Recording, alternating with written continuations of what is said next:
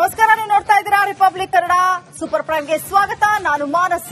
ಇಡೀ ದಿನ ರಾಜ್ಯ ರಾಜಕೀಯ ಇತರೆ ಸುದ್ದಿಗಳನ್ನ ನೋಡಿದ್ದೀರಾ. ಇದೀಗ ದೇಶ ಹಾಗೂ ವಿದೇಶದಲ್ಲಿನ ಸ್ಪೆಷಲ್ ರಿಪೋರ್ಟ್ ನಿಮಗಾಗಿ ಹೊತ್ತು ತಂದಿದ್ದೀನಿ. ಅದರ ಬಗ್ಗೆ ಮಾಹಿತಿಯನ್ನು ಕೊಡ್ತೀನಿ. ಅದಕ್ಕೂ ಮುನ್ನ ಈ ಕ್ಷಣದ ಹೆಡ್ಲೈನ್ಸ್.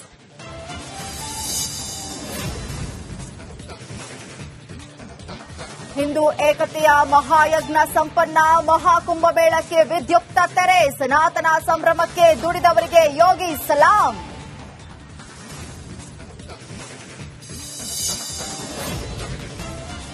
ದೆಹಲಿ ವಿಧಾನಸಭೆ ಹೊರಗೆ ರಣಾಂಗಣ, ಬಿಜೆಪಿ ಸರ್ಕಾರದ ವಿರುದ್ಧ ಆಕ್ರೋಶದ ರಿಂಗಣ, ರಾಷ್ಟ್ರಪತಿಗೆ ಪತ್ರ ಬರೆದ ವಿಪಕ್ಷ ನಾಯಕಿ ಅತೀಶಿ. ದಕ್ಷಿಣ ರಾಜ್ಯಗಳಿಗೆ ಕ್ಷೇತ್ರ ಮರು ವಿಂಗಡಣೆ ಭಯ, ಅನ್ಯಾಯವಾಗಲ್ಲ ಅಂತ ಅಮಿತ್ ಶಾ ಅಭಯ, ಹೋರಾಟದ ಎಚ್ಚರಿಕೆ ಕೊಟ್ಟ ಸಿದ್ದರಾಮಯ್ಯ.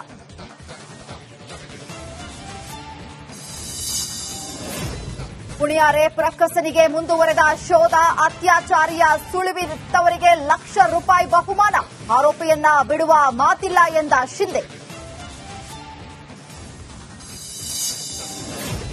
ಸುರಂಗದಲ್ಲಿ ಸಿಲುಕಿ 6 ದಿನವಾದರೂ ಕಾರ್ಮಿಕರ ಪತ್ತೆ ಇಲ್ಲ. ಆಪರೇಷನ್ಗೆ ಶ್ವಾನದಳ ಎಂಟ್ರಿ, ಪರ್ಯಾಯ ಮಾರ್ಗದಲ್ಲಿ ಹುಡುಕಲು ಮುಂದುವರೆದ ಪ್ರಯತ್ನ.